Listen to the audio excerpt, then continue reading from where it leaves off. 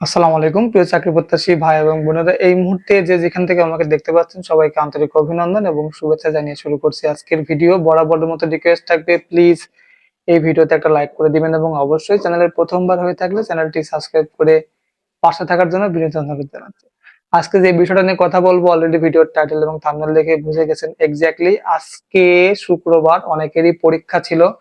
সকাল থেকে আপনাদের পরীক্ষা কেমন হলো, কি হলো না হলো, সমস্ত কিছুর উপর কিন্তু আমার একটা মনিটরিং ছিল। আমি আজ সারা রাত টেনশনে ঘুমাইতেই পারিনি যে আগামীকাল আমার কিছু সাবস্ক্রাইবার যারা আমার থেকে সাজেশন নিয়েছিল তারা কালকে পরীক্ষা দেবে, তাদের পরীক্ষা কেমন হবে না হবে বা আমার সাজেশনটা কতটুকু ওয়ার্ক করবে, এই বিষয়টা নিয়ে আমি খুব টেনশনে ছিলাম। তো আলহামদুলিল্লাহ যারা গাজীপুরে পরীক্ষা দিয়েছেন তাদের মধ্যে সবার কাছ থেকে আমি পজিটিভ রিভিউ পেয়েছি। বাট পজিটিভ রিভিউর মধ্যে কিছু মানুষের আসলে কিছু সমস্যা থেকেই থাকে। সেটা হচ্ছে কি জানেন? না, আমার সাজেশনের সমস্যা না, সমস্যাটা হচ্ছে হলে বাংলায় একটা প্রবাদ আছে না, যে গরিবের কথা শুনতে ভালো লাগে না কিন্তু বাসি হয়ে যাওয়ার পরে সেই গরিবের কথাই মিষ্টি হয়। তো ও যারা যারা আমাকে কিছু কমপ্লেন করেছেন তারা হচ্ছেন এমন যে, ভাই সাজেশনটা যদি আরো 10 দিন আগে নিতাম বা পরীক্ষার প্রস্তুতি যদি আরো 10 দিন আগে থেকে নিতাম তাহলে পরীক্ষাটা আরো ফার বেটার দিতে পারতাম। তো এই যে পজিটিভির মধ্যেও যে আরেকটা নেগেটিভিটি, এটার দোষটা আসলে আমার না, এই দোষটা কিন্তু আপনাদের। আমি সেই নিয়োগ যখন থেকে হয়েছে তখন থেকে গলা ফাটিয়ে আওয়াজ দিচ্ছি যেটা সরকারি চাকরির সাজেশন প্রস্তুতি আসলে আপনাকে নেওয়াটা খুবই জরুরি। দেখেন, পরীক্ষার হলে আপনি যখন পরীক্ষা দিতে যাবেন তখন দেখবেন যে আপনার মতো অনেক মেধাবী ছাত্র পরীক্ষা দিতে আসছে। আপনি থেকে অনেক মেধাবী ছাত্রও কিন্তু পরীক্ষার হলে আসে পরীক্ষা দিতে শুধুমাত্র একটা চাকরির উদ্দেশ্যে। আমি এমনও ছেলেপেলে দেখেছি যাদের চাকরিটা এত প্রয়োজন, বাংলাদেশের এমন কোনো সরকারি দপ্তর নেই যে সেইখানে তার পায়ের ধুলো পড়েনি। মাস্টার্স কমপ্লিট করে এসেও পরিচ্ছন্নতা কর্মীর চাকরির জন্য পরীক্ষা দিচ্ছে, মানে ইন্টারভিউ দিচ্ছে। তো আপনি বুঝতে হবে যে চাকরির বাজার আসলে কতটা টাফ এবং সেই সঙ্গে চাকরি পাওয়াটা আসলে কতটা টাফ। এই চাকরি পেতে হলে আপনার থেকে কতটুকু পরিশ্রম করতে হবে। কালকে পরীক্ষা ছিল, অর্থাৎ গতকালকে আমার কাছে বৃহস্পতিবারেও অনেকে সাজেশন নিয়েছেন যে আজকে পরীক্ষা পড়বেন। সেই সমস্ত ভাইরাই আমার কাছে বলতেছেন যে, ভাই সাজেশনটা যদি আরো 10 দিন আগে নিতাম বা 7 দিন আগে নিতাম তাহলে পড়ে যদি কমপ্লিট করতে পারতাম, লিখে ফাটাই দিতাম। তো যাই হোক, যারা এখনো পর্যন্ত আপনাদের পরীক্ষা 10 তারিখ, 12 তারিখ বা 15 তারিখের আশেপাশে আছে তারা যদি এই ভিডিওটা দেখেন অবশ্যই পরীক্ষার জন্য লিখিত পরীক্ষার সাজেশনটা নিয়ে নিন। আমি যে সাজেশনটা তৈরি করেছি ইনশাল্লাহ এই টাকা দিয়ে যদি আপনারা নেন টাকাটা বিফলে যাবে না। আলহামদুলিল্লাহ, আমি অনেক অনেক সৌভাগ্যবান যে আপনারা আমাকে এতটা বিশ্বাস করেন এবং আমার সাজেশনটা পড়ে আপনারা আজকে পরীক্ষা দিয়ে আমাকে এত এত সুন্দর সুন্দর রিভিউ পাঠিয়েছেন। এইটার জন্য আসলে মনোবল এবং শক্তি আরো বেড়ে গেল। এবং বেসিক্যালি আমি যেটা সাধারণত আপনাদেরকে পরামর্শ দিয়ে থাকি যে পরীক্ষার হলে যখনই আপনারা পরীক্ষা দিতে যাবেন সর্বপ্রথম নিজের কমন যে জিনিসগুলো আছে সেই জিনিসটা লিখে ফেলবেন এবং চেষ্টা করবেন আপনার খাতা যেন আরেকজন না দেখে। 1 মার্ক অনেক কিছু, একটা মার্কের জন্য মানুষের জীবনের মোড় ঘুরে যেতে পারে। এই যে আমাকে দেখতে পাচ্ছেন, আমি মাত্র 2টা মার্ক কম পেয়েছিলাম বলে আজকে আমি বাংলাদেশে আছি, আর আমারই ব্যাটসম্যান ও কুয়েতে যে 1,70,000 টাকা করে বেতনে চাকরি করতেছে। তো এটা আসলে এর থেকে এইরকম বাজে সিচুয়েশন আমার কাছে মনে হয় যে আমার থেকে আর কেউ এর আগে বেশি পড়েননি। তো যাই হোক, যে কথাটা বলছিলাম যে যারা এখনো পর্যন্ত বিশ্বাস করেন যে একটা সরকারি চাকরির জন্য প্রস্তুতি নেওয়ার দরকার আছে, তারা স্ক্রিনে দেওয়া নাম্বারে হোয়াটসঅ্যাপে যোগাযোগ করবেন। খুবই অল্প মূল্যে রিজনেবল প্রাইসে আমি এই সাজেশনটা আপনাদেরকে প্রোভাইড করব।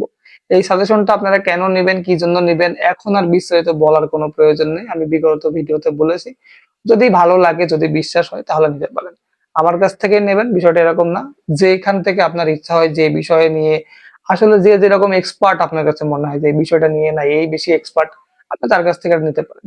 কোনো সমস্যা নাই। তবে আমার সাজেশনটা যারা নিয়েছে তারা জানে যে এর ভিতরে আমি কি কি মাল ব্যাটারিজ দিছি এবং সেই সঙ্গে এইখানে আমি বিগত 4 থেকে 5 বছর যতগুলো প্রশ্ন আছে সবগুলোর থেকেই আসলে আমি এক্সপেরিয়েন্স নিয়ে এই সাজেশনটা কিন্তু তৈরি করা। তো আপনারা নিলে নিতে পারেন। আর একটা কথা আমি খুব সোজাসুজি বলতে চাচ্ছি যে অনেকেই একের অধিক অ্যাপ্লিকেশন করেছেন। আমি কিছুক্ষণ আগেও আমাকে হোয়াটসঅ্যাপে একজন মেসেজ দিয়েছে যে, ভাই আমি 2টা আবেদন করেছিলাম, 2টার পরীক্ষায় একই দিন পড়ে গেছে। এখন আমার করণীয় কি? দেখেন, আপনি 2টা পরীক্ষা একই দিনে পড়ে গেছে। এখন তো আর আপনার 2টার পরীক্ষা একসাথে অ্যাটেন্ড করা সম্ভব না। আমি দেখলাম যে 10ই আগস্ট ময়মনসিংহ অর্থাৎ ময়মনসিংহ যারা ইসে সিএমএইচ যারা অ্যাপ্লিকেশন করেছিলেন, সিএমএইচ এ কিন্তু আগামী 10ই আগস্ট পরীক্ষা, রোজ সোমবার। এবং কুমিল্লাতেও উনি অ্যাপ্লিকেশন করেছে, কুমিল্লা অর্ডিন্যান্স ডেপুতে 10 তারিখে পরীক্ষা। তো এখন 2 জায়গায় তো আসলে 10 তারিখে পরীক্ষা, এবং দুইটা এই জায়গায় কিন্তু অনেক দূর, অনেক ডিস্টেন্স। তো একসাথে 2 জায়গা অ্যাপ্লিকেশন করার কোনো ঝামেলা ছিল না, বাট একই ডেটে পরীক্ষার কারণে কিন্তু অ্যাটেন্ড করাটা আসলে একটু টাফ ব্যাপার হবে। তো এই ক্ষেত্রে এখন আপনাদের করণীয় হবে কি, যারা এই ধরনের সমস্যায় পড়েছেন এখনো পর্যন্ত বা ভবিষ্যতে পড়বেন, তাদের জন্য এটা আমি একটা ধারণা দিয়ে যাই যে আপনার নিজের মনে যেটা সায় দেবে, যে না আমার এইখানে পরীক্ষা দিলে ভালো হবে, অবশ্যই আপনাকে সেই জিনিসটাই বেছে নিতে হবে। হয় লাক নাই ফাক, একটা কথা এরকম আছে যে আপনাকে যে কোনো একটা জিনিস অবশ্যই বেছে নিতে হবে এবং চেষ্টা করবেন সব থেকে ভালোটাই বেছে নেওয়া, যেটা আপনার জন্য ভালো হবে এবং আপনি যেটা ভালো মনে করবেন। সিদ্ধান্ত তো আপনার, জীবন আপনার, সিদ্ধান্ত আপনার। আমি জাস্ট আপনাকে একটু সাজেশন দিতে পারি যে এটা করলে মনে হয় ভালো হতে পারে, বাট আমার কথা বা আমার সিদ্ধান্তে যে আপনার সিদ্ধান্ত হবে এরকমটা কখনোই করবেন না। সে আমি হই আর যার কাছ থেকে আপনারা এই ধরনের সিদ্ধান্ত নেন না কেন, সিদ্ধান্ত নেয়ার পরে নিজে নিজে মিনিমাম 10 বার ভাববেন, তারপরে চিন্তা ভাবনা করবেন। তো যে কথাটা বলছিলাম যে যারা এখনো পর্যন্ত ঘাটাইল, আপনারা জানেন যে টাঙ্গাইল ঘাটাইলে কিন্তু পরীক্ষা শুরু হবে 8-9 তারিখ থেকে, 9 তারিখ থেকে না 8 তারিখ থেকে যেন পরীক্ষা শুরু হবে ঘাটাইলে। এবং বাংলাদেশের বিভিন্ন জায়গায় কিন্তু এই মাসের মধ্যেই পরীক্ষা শেষ হয়ে যাবে, যতগুলো ক্যান্টনমেন্ট আছে। আপনারা অনেকে আমার কাছে প্রশ্ন করেন, উত্তরবঙ্গে বগুড়া, লালমনিরহাট, তারপরে আপনার রংপুর, তারপরে রাজশাহী, নাটোর, এগুলো পরীক্ষা হচ্ছে না কেন? ভাই আগে মিডিল ইস্টে পরীক্ষাগুলো হয়ে যাক, হ্যাঁ, তারপরে পাহাড়ি অঞ্চলে হবে, তারপরে আপনাদের উত্তরবঙ্গে হবে। কোনো টেনশন করার কিছু নেই। ঢাকা সিএমএইচ থেকে এখনো পর্যন্ত কোনো অ্যাডমিট কার্ড কেউ পাইছে এরকম এখনো পর্যন্ত আমি শুনিনি। তবে আগামী সপ্তাহের মধ্যে ইনশাল্লাহ আপনারা পেয়ে যাবেন। ঢাকায় মনে হয় 20 তারিখে, 15 থেকে 20 তারিখের মধ্যে পরীক্ষা শুরু হয়ে যাবে। তো এই জিনিসটা নিয়ে টেনশনের কিছু নেই। সিলেটে যারা পরীক্ষা দিবেন, সিলেটের কথা যদি একটু বলি, সিলেটের পরীক্ষা ওই আপনার মনে করেন যে 15 তারিখের মধ্যে হয়ে যাবে। যারা অ্যাডমিট কার্ড এখনো পাননি, অ্যাডমিট কার্ড পেয়ে যাবেন। এ নিয়ে এক্সট্রা মাথা ঘামানোর কোনো প্রয়োজন নেই। এবং সবসময় চেষ্টা করবেন যে ডাক পিয়নের সঙ্গে যোগাযোগ রাখার জন্য।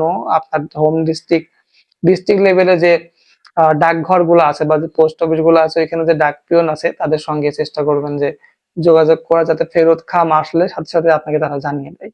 গতবার এরকম অনেক বান্দা পেয়েছিলাম যারা হচ্ছে পরীক্ষার 2 দিন পরে অ্যাডমিট কার্ড পাইছে। তো এই বিষয়টা আসলে খুবই দুঃখজনক লাগে যে একটা মানুষ পরীক্ষা দেওয়ার জন্য এত টেনশনে থাকে, এত প্রস্তুতি নিয়ে থাকে। তো অবশ্যই অ্যাডমিট কার্ড সময় মতো না আসলে খুব খারাপ লাগাটা স্বাভাবিক। আর যে কথাটা বলছিলাম যে পরীক্ষার জন্য প্রস্তুতি নেওয়া আসলেই বাধ্যতামূলক, আসলেই বাধ্যতামূলক, আসলেই বাধ্যতামূলক। প্রস্তুতি ছাড়া আপনি কোনোভাবেই লিখিত পরীক্ষায় উত্তীর্ণ হতে পারবেন না। লিখিত পরীক্ষা উত্তীর্ণ না হলে ভাইভা পর্যন্ত যেতে পারবেন না। ভাইভাতে না গেলে তো মেডিকেল না হলে তো আর চাকরিই হবে না। তো মেডিকেলে কি হয় বিষয় নিয়ে তো আমি আগেই আলোচনা করেছি, এবং সেই সঙ্গে আমি যে সাজেশনটা দিব এখানে আপনার লিখিত সহ ভাইভা পরীক্ষার জন্য প্রস্তুতি পেয়ে যাবেন। মোট 2টা ফাইল আমি আপনাদেরকে দিব। একটা হচ্ছে 123 পেজের অরিজিনাল লিখিত সাজেশন যেটা সেটা, এবং সেই সঙ্গে 29 পেজের আরেকটা ফাইল দিব। সেইখানে আপনারা পাবেন হচ্ছে বিগত পরীক্ষার কিছু নমুনা প্রশ্ন, এবং সেই সঙ্গে পাবেন হচ্ছে ভাইভা পরীক্ষার প্রস্তুতিমূলক সাজেশন। তো এই 2টা মিলিয়ে খুবই অল্প, রিজনেবল প্রাইস। যারা নিতে চাচ্ছেন অবশ্যই স্ক্রিনে দেওয়া নাম্বারে যোগাযোগ করেন। ভাই যদি পরীক্ষার 3 থেকে 4 দিন আগেও আপনি সাজেশনটা নেন আর যদি মনোযোগ সহকারে পড়েন, এটা পড়ে কমপ্লিট করা সম্ভব। আমি খুব শর্ট ভাবে এটা তৈরি করেছি, এটা কিছু দিয়ে আমি আসলে ঘুলায় টুলায় বানাইনি। আপনারা অনেকের কাছ থেকে অনেক সাজেশন নিচ্ছেন, সেইখানে সেনাবাহিনী সৈনিকের যে মাঠগুলো হয় সেই সমস্ত প্রশ্ন আপনারা ওইখানে পড়েন, বাট আমি কিন্তু আমার সাজেশন এগুলো দিই। আপনারা অনেকে 146 পেজের সাজেশন নিয়েছেন, 166 পেজের সাজেশন নিয়েছেন, 160 পেজের সাজেশন নিয়েছেন, 120 পেজের সাজেশন আমি দেখেছি নিয়েছেন কিছু কিছু বড় বড় ইউটিউবারের কাছ থেকে। আমি সেই সাজেশন গুলো আমি দেখেছি, অনেকে আমার কাছে পাঠিয়েছেন। ওইখানে আর্মি সম্পর্কে, আর্মির ইতিহাস সম্পর্কে অনেক কিছু লেখা আছে, বাট ওই ইতিহাস সম্পর্কে লেখা বা ধরার কোনো মানেই হয় না অসামরিক বা সিভিলে যে নিয়োগটা হয়েছে এইখানে। অসামরিকের ক্ষেত্রে কি ধরনের প্রশ্ন হয়, কেমন হয়, এটা আমার থেকে ভালো আমার মনে হয় না যারা ইউটিউবে ভিডিও বানায় আর কেউ জানে। নিজেকে বেশি দামি মনে করি না, নিজেকে বেশি জানেওয়ালাও মনে করি না। খুবই অল্প মানুষ, অল্প সামান্য জ্ঞান নিয়ে চলাফেরা করি। আপনাদের ভালোবাসা পেয়ে ইউটিউবে এখনো পর্যন্ত টিকে আছি। তো যাই হোক, বেশি কথা বাড়াবো না। যারা সাজেশন নিতে চাচ্ছেন অবশ্যই স্ক্রিন দেওয়া নাম্বারে হোয়াটসঅ্যাপে যোগাযোগ করবেন। পরবর্তী ভিডিও দেখার আমন্ত্রণ জানিয়ে আমি রাজ এখানে বিদায় নিচ্ছি। আল্লাহ হাফেজ।